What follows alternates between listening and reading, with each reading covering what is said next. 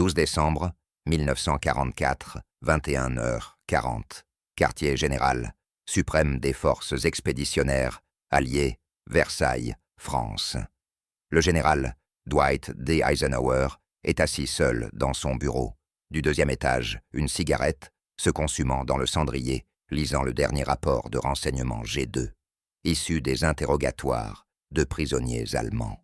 Ses yeux s'arrêtent. Sur une ligne, toutes les réserves de Panzer sont positionnées, face à l'axe d'avance probable de Patton. Le front de Montgomery est considéré comme une menace secondaire.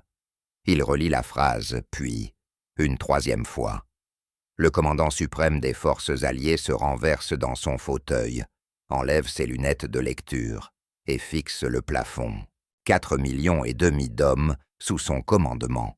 Un front long de plus de 1000 kilomètres, et pourtant toute la stratégie ennemie ne repose pas sur l'endroit où les Alliés sont les plus forts, mais sur la peur d'un seul général, américain, imprévisible.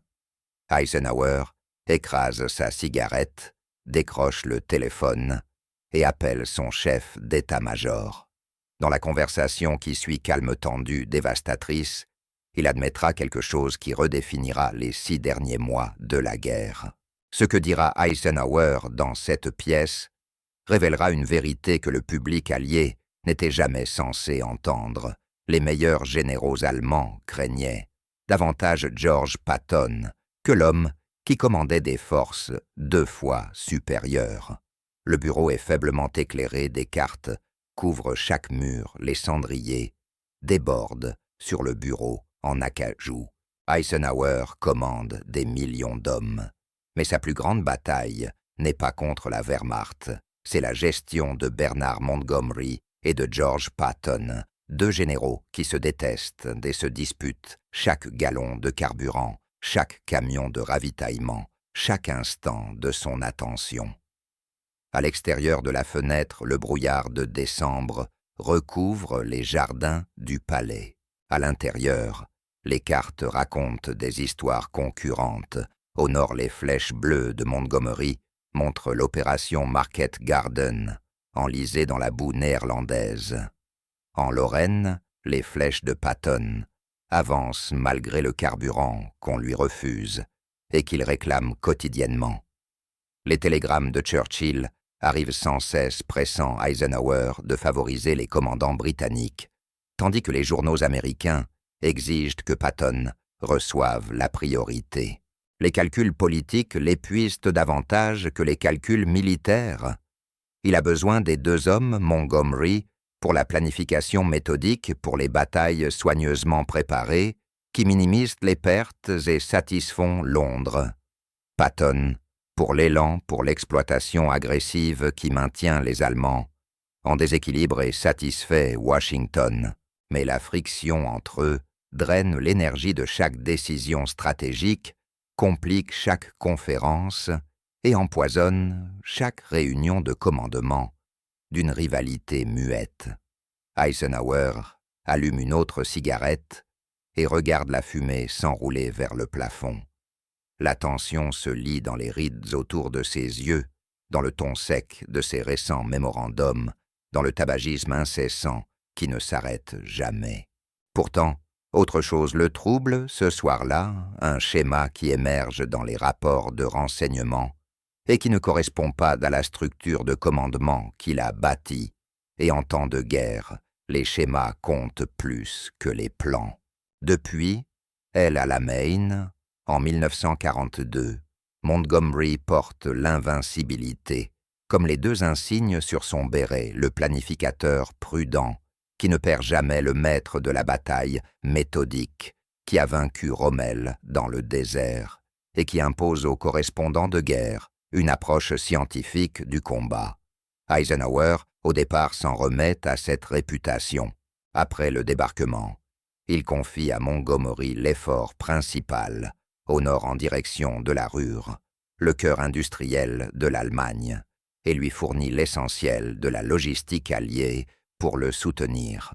Lors des réunions d'état-major au quartier général, du Chaef, les officiers de liaison britanniques présente les plans opérationnels de Montgomery avec révérence, soulignant son génie méthodique et son refus d'attaquer tant que les conditions ne sont pas parfaites. Les lampes fluorescentes bourdonnent au-dessus de ces briefings. Les cartes montrent les flèches bleues de Montgomery, promettant une progression régulière et irrésistible. Les allocations de carburant favorisent le 21e groupe d'armées, les priorités de ravitaillement vont vers le nord, et Eisenhower approuve tout faisant confiance à la mythologie qui a conquis l'Afrique du Nord, percé en Normandie, et promis de terminer la guerre avant Noël. Mais au fond de son esprit, des doutes silencieux s'accumulent. Market Garden a échoué de manière spectaculaire en septembre. Anvers a mis des semaines de plus que prévu à être dégagé, et l'avance au nord progresse, avec une prudence qui paraît plus bureaucratique que stratégique. Eisenhower ne dit rien publiquement, car remettre Montgomery en question signifie risquer de fâcher Churchill, de déstabiliser l'unité alliée et de déclencher des tempêtes politiques qu'il ne peut se permettre. Pourtant, la dissonance grandit, nourrie par des chiffres qui ne concordent pas vraiment, et par des rapports de renseignement qui racontent d'une histoire différente de celle à laquelle il croyait. À la fin novembre, la section de renseignement G2 à Versailles commence à compiler des rapports qui ne correspondent pas aux hypothèses alliées, les décryptages ultra. Ces précieuses interceptions des communications militaires allemandes révèlent des commandants de terrain obsédés par le secteur probable de percée de Patton et par les opérations de diversion de la 3e armée. Le schéma devient impossible à ignorer. Les rapports de situation allemands mentionnent Patton, même lorsqu'il tient un front plus réduit, avec moins de divisions que Montgomery. Le colonel Benjamin Monk Dixon, chef du renseignement de Patton, envoie des synthèses au chef, signalant que les cartes allemandes capturées marquent les positions de la 3e armée par des annotations rouges indiquant des zones de danger, tandis que l'ensemble du groupe d'armées de Montgomery ne reçoit que des marquages défensifs standards. Eisenhower lit ces rapports à son bureau après minuit. Le café a refroidi dans la tasse. La lumière fluorescente vacille. Il ajuste ses lunettes, entoure certaines phrases, au stylo rouge souligne le nom de Patton 3 fois. Les réserves de Panzer de la Wehrmacht, ce point blindé mobile, capable de décider de l'issue des batailles, se positionne systématiquement face au front de Patton et non à celui de Montgomery. Les analystes du renseignement présentent ces faits comme une curiosité, pas comme une conclusion. Mais Eisenhower comprend ce qu'il documente réellement la peur de l'ennemi, pas le respect, pas la prudence, la peur, celle qui vous pousse à retenir vos meilleures troupes, à refuser d'engager des réserves ailleurs, parce que vous êtes convaincu que Patton exploitera la moindre faiblesse dès que vous tournerez le dos. Il met le dossier de côté, pas encore prêt à remettre en question la mythologie qu'il défend depuis des mois, mais incapable d'ignorer les données qui s'accumulent à chaque nouvelle interception. 10 décembre 1944, un centre d'interrogatoire derrière les lignes alliées. Un oberste capturé de la 5e armée blindée est assis face à des officiers du renseignement américain et fait une déclaration qui glace la pièce. Nous savons que Montgomery viendra. Nous pouvons préparer les défenses, calculer son déploiement, positionner nos forces. Patton, nous ne savons jamais où il frappera. Alors, nous devons tout garder en réserve.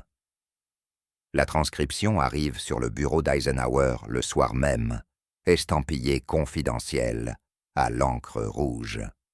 Une note manuscrite de Bedell Smith est agrafée à la première page. Cela correspond à 17 autres comptes rendus d'interrogatoire depuis octobre. Eisenhower la lit une fois, puis une seconde fois. Le froid de l'hiver s'infiltre à travers les murs du palais, tandis que le poids de la révélation s'abat sur lui. Cette même semaine, les ordres opérationnels du maréchal allemand Gerd von Rundstedt sont interceptés. Le langage est explicite, presque désespéré.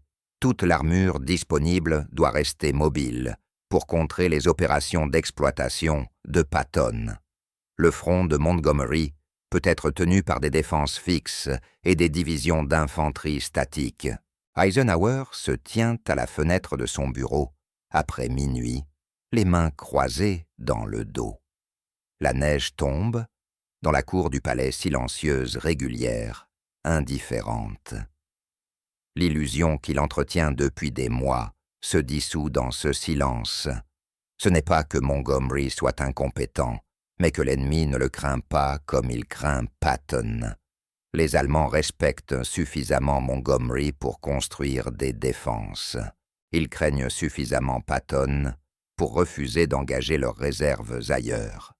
Et Eisenhower a alloué ses ressources en fonction de la mythologie alliée plutôt que de la psychologie de l'ennemi. 11 décembre 1944. Eisenhower ordonne à son état-major opérationnel de compiler une analyse exhaustive. Où sont réellement positionnées les divisions blindées et mécanisées allemandes le long du front occidental? L'ordre est discret, presque anodin, mais tous ceux présents dans la pièce comprennent ce qui est demandé. Les cartes résultantes, étalées sur la vaste table de la salle de guerre du Chaef, racontent une histoire indéniable. Face au 21e groupe d'armées de Montgomery, 33 divisions complètes, une logistique écrasante d'une priorité claire. La Wehrmacht y place 6 divisions de Panzer dans des défenses statiques préparées. Face à la 3e armée de Patton, 12 divisions perpétuellement à court de carburant, opérant officiellement comme un effort secondaire, mais confrontées à 11 divisions de Panzer plus l'ensemble des réserves mobiles, à moins de 48 heures de distance d'intervention. La disparité mathématique plonge la salle dans le silence. Patton affronte près du double de l'opposition, blindé, avec un tiers de la force de Montgomery. Pourtant, la 3e armée avance plus vite, pénètre plus profondément et maintient l'ennemi bien plus déséquilibré que l'effort principal au nord. Eisenhower suit du doigt les marqueurs rouges des unités ennemies. Chacun représente des milliers de soldats allemands, des centaines de chars, des formations entières positionnées, non pas là où la force alliée est la plus grande, mais là où la peur allemande est la plus forte.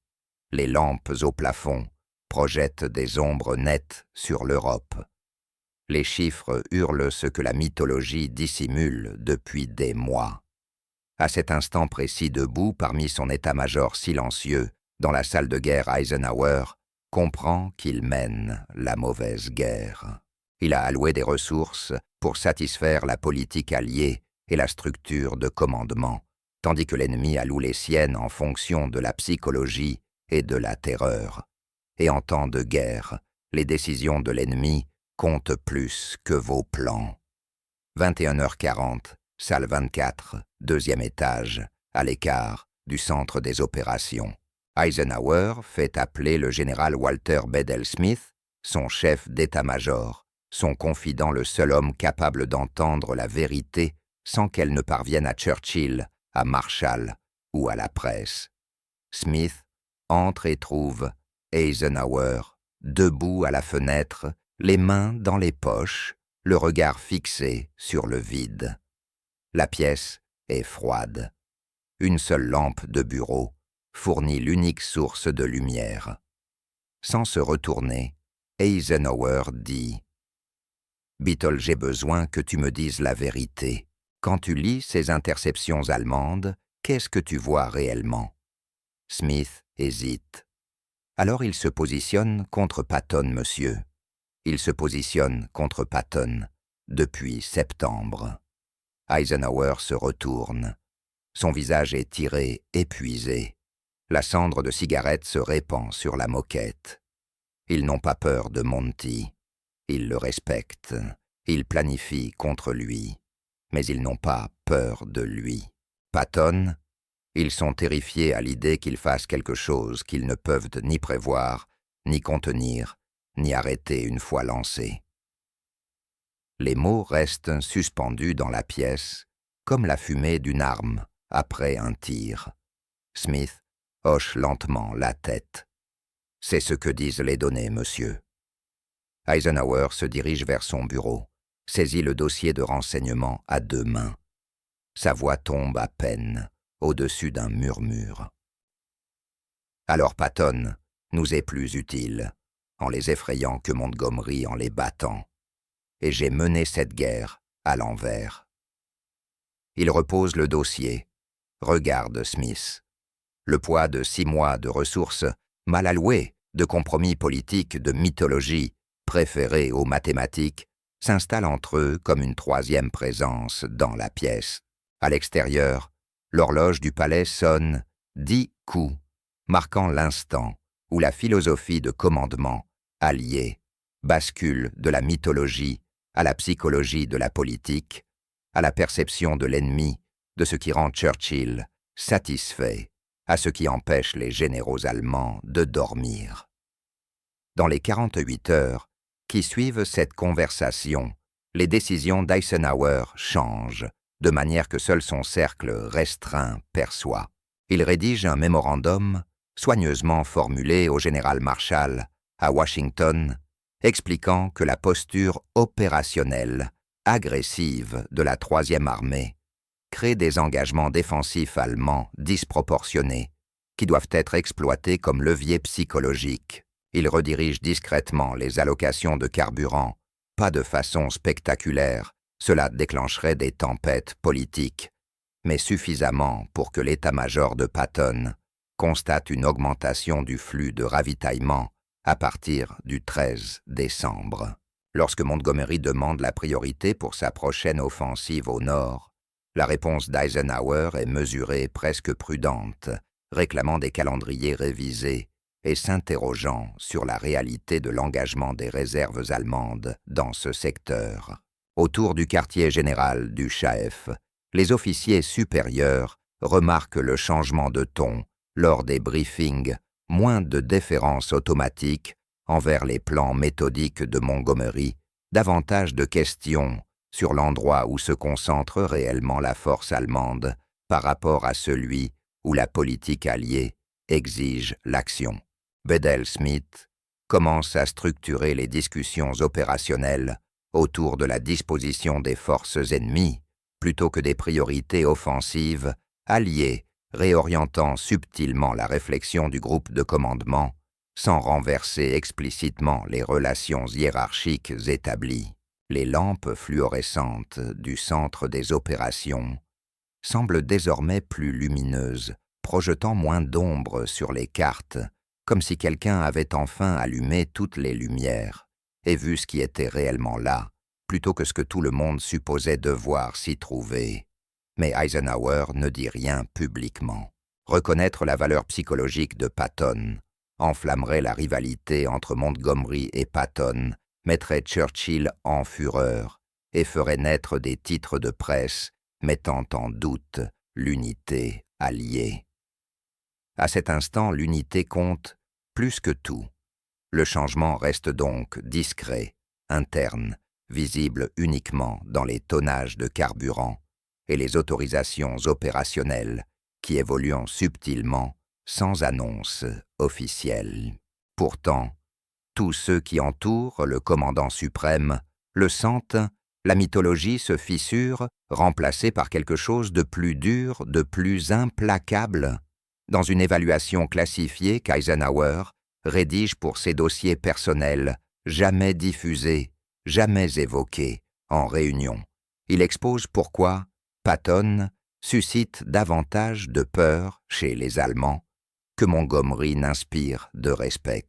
L'analyse est clinique, presque froide, dépouillée de toute personnalité, pour se concentrer exclusivement sur la psychologie opérationnelle. Montgomery télégraphie ses intentions des semaines à l'avance, par des accumulations massives de ravitaillement, des préparatifs méthodiques et des déclarations publiques affirmant qu'il n'attaquera pas tant que les conditions ne seront pas parfaites. Le renseignement allemand suit chaque convoi, calcule le calendrier de montée en puissance et prépare en conséquence des défenses en profondeur.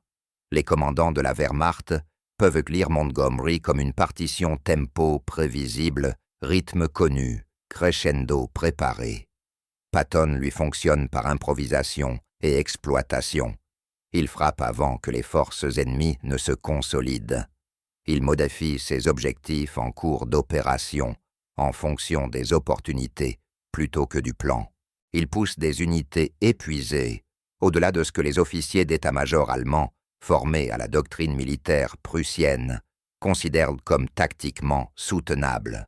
Sa logistique est en permanence insuffisante, selon les manuels, et pourtant il avance quand même vivant sur les stocks capturés et acceptant des risques qui violent chaque principe de la guerre conventionnelle. Les commandants de la Wehrmacht sont incapables de calculer cela. Ils sont formés à établir des ratios logistiques des frontages défensifs et des positions de réserve à partir d'un comportement ennemi prévisible. Le comportement de Patton, lui, ne l'est pas. C'est instinctif opportuniste prêt à parier sur le chaos. Des documents capturés révèlent que les unités allemandes opposées à la Troisième Armée ont reçu des ordres permanents, leur imposant de maintenir des réserves mobiles en permanence et de se préparer à des exploitations dans n'importe quelle direction, clouant de fait des divisions entières qui auraient pu renforcer d'autres secteurs. Dans ses notes privées, enfermées dans le coffre de la salle 24 Eisenhower, écrit une phrase qui résume « Toute la valeur de Patton ne réside pas dans le terrain qu'il conquiert, mais dans le terrain que les Allemands n'osent pas abandonner, parce qu'ils craignent qu'ils ne le prennent. » La page reste dans l'ombre, trop politiquement sensible pour être partagée, trop stratégiquement importante pour être ignorée. 4 jours après la prise de conscience d'Eisenhower, les Allemands lancent leur offensive surprise à travers les Ardennes, la bataille des Ardennes. Le 16 décembre, les pointes blindées de la Wehrmacht perçant les lignes américaines en Belgique, provoquant le chaos menaçant de scinder le front allié et misant tout sur la vitesse et l'effet de choc. Mais la nouvelle compréhension d'Eisenhower se révèle décisive, tandis que d'autres commandants s'efforcent de comprendre l'objectif allemand.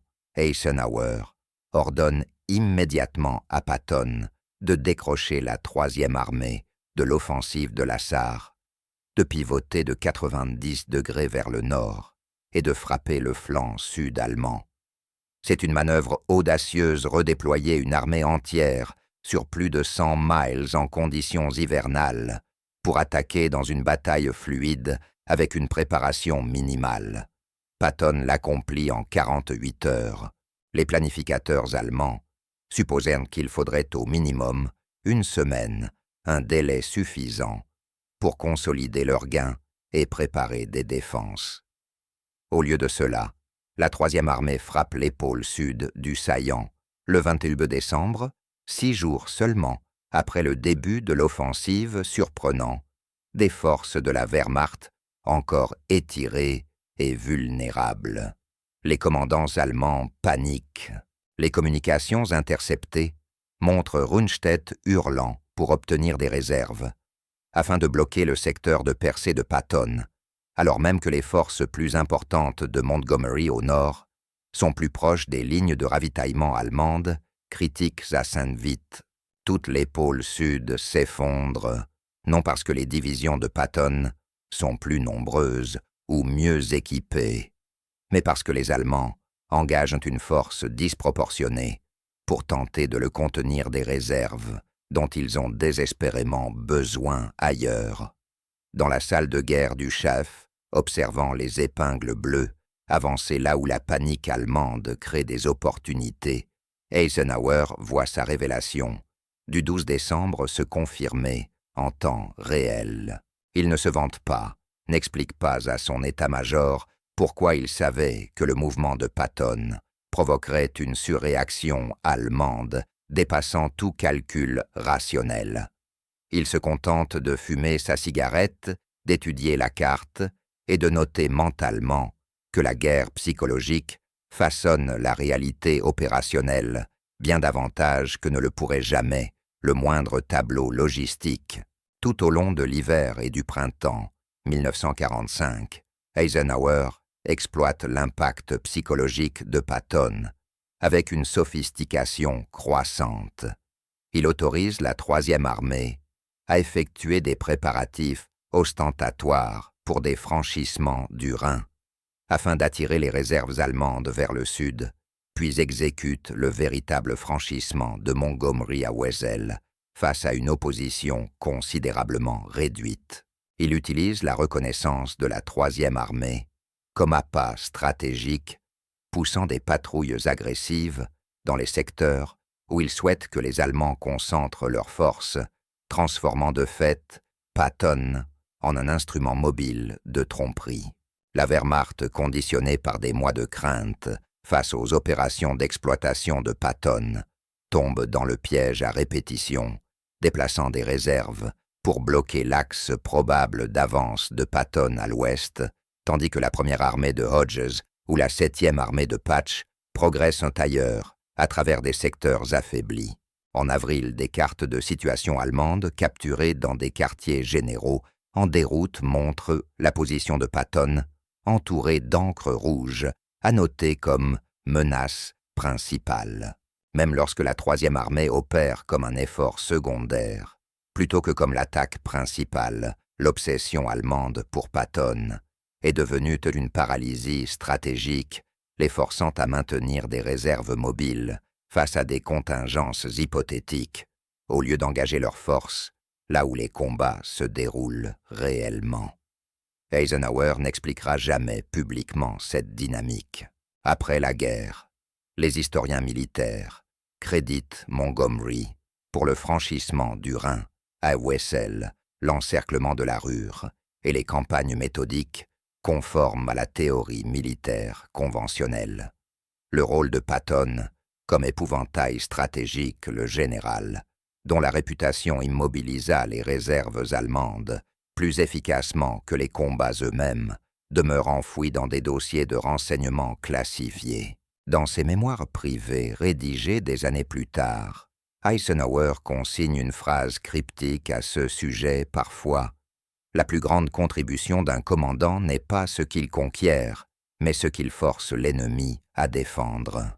Les lumières du palais de Versailles s'éteignent en mai 1945, et avec elles, le secret de la manière dont la guerre psychologique a façonné la campagne finale, bien plus que la puissance de feu, la logistique ou n'importe quel plan de bataille jamais élaboré par l'état-major d'Eisenhower. Les décennies passent. Les historiens célèbrent Montgomery comme le maître planificateur prudent, méthodique, le général, qui n'a jamais perdu. Ils dépeignent Patton comme le cow-boy agressif, brillant, mais téméraire, efficace, mais indiscipliné. Les dossiers de renseignement montrant quel général l'ennemi craignait réellement restent enfermés dans les archives militaires, déclassifiés seulement après la mort de tous les protagonistes. Eisenhower emporta ce secret dans sa tombe en 1969 sans jamais admettre publiquement que la psychologie allemande avait façonné ses décisions de commandement aussi profondément que la puissance alliée. Reconnaître cela aurait diminué Montgomery, irrité la Grande-Bretagne et compliqué le récit épuré de l'unité alliée, qui servait bien mieux la politique d'après-guerre que des vérités inconfortables sur la peur et la perception. Pourtant, le schéma demeure indéniable dans ces dossiers poussiéreux. Les commandants de la Wehrmacht positionnaient leurs meilleures divisions face à Patton, redirigeaient leurs réserves pour bloquer ces percées probables et sacrifiaient leur flexibilité opérationnelle parce qu'ils ne pouvaient s'empêcher d'imaginer ce qu'ils feraient ensuite. La leçon qu'Eisenhower a prise cette nuit de décembre dans la salle 24 est claire. La perception de l'ennemi compte plus que la force amie. La peur est aussi décisive que la puissance de feu. La mythologie que vous créez dans l'esprit de l'ennemi peut gagner des batailles que vous n'aurez jamais à livrer. Ces enseignements n'ont jamais trouvé leur place dans les manuels de commandement, ni dans les programmes des écoles d'état-major. La guerre s'acheva par des défilés et des médailles. Montgomery fut fait chevalier. Patton mourut dans un accident de jeep 9 mois après la capitulation de l'Allemagne. Eisenhower devint président sur un bilan qui ne mentionnait jamais comment il avait transformé la réputation d'un général en arme contre les nerfs de l'ennemi. En fin de compte, la stratégie la plus efficace demeura la moins discutée, ensevelie sous des décennies de mythologie publique, servant mieux des objectifs politiques que l'exactitude historique. Parfois la vérité coûte plus cher que les guerres.